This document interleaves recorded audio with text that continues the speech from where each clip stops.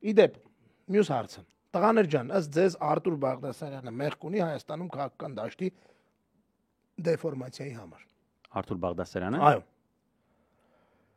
Ես մստայեմ դու չես հիշում Արտուր Բաղդասարյանի գործունեության ընթացքը։ Հիշում եմ, որ ծավալում էր ինչ-որ գործունեություն, բայց մանրամասն չեմ հիշում։ Ուրեմն հարգելի Կարինե ջան, ասեմ, Արտուր Բաղդասարյանը ես վստահ եմ, որ վստահ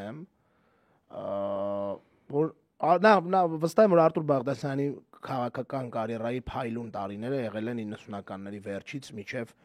2008 թվական։ 2008 թվականից հետո ինքը ոչ պոպուլյար քայլ արեց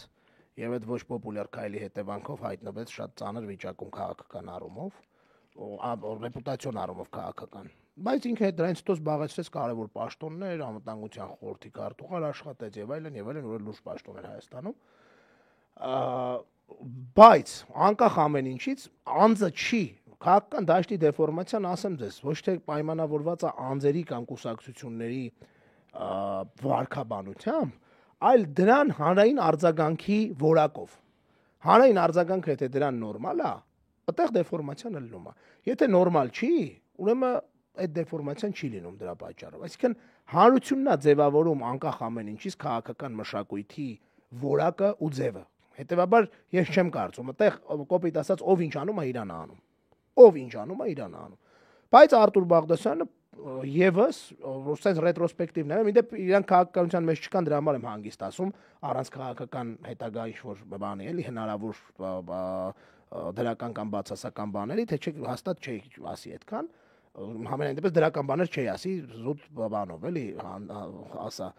զաստրախովկո, բայց ասեմ Արտուր Բաղդասարյանը էլի մեր քաղաքական բանում մնալու է մինչև 2008 թվականի իր անցած ճանապարհով որպես մարդ, որ երիտասարդ տարիքում չունենալով ոչ մի ազդեցիկ հարազատ բարեկամ, չլինելով, չգիտեմ, մեծ գործարար փողատեր, հասել է բավականին լուրջ արդյունքների իր կուսակցությունով։ Մարդիկ ամենայն դեպս ընտրել են Արտուրին Բաղդասարյանն, ես չէ՞ չեն ընտրել։ Հետոն արդեն ես չեմ քննարկում, բայց քանի որ այդ մարդը քաղաքականության մեջ չի, հանգիստ կանամ լավը, ասեմ, լավ կողմեր է, էլի, իրա, որպես հաջողություն ունեցած բան։ Արտաշես Գեղամյանն էլ այդ ժամանակահատվածում բավականին լուրջ քաղաքական կարիերա էր անում, շատ լուրջ քաղաքական կարիերա էր անում։ Իդեպ Արամ Զավենի Սարգսյանն ու Ստեփան Դեմիրճյանն էլ էին այդ ժամանակահատվածի հայտնի գործիչներից։ Հենց որ կարծում եմ, որ Բաղդասարյան Արտուրի մասով էլ այսքանը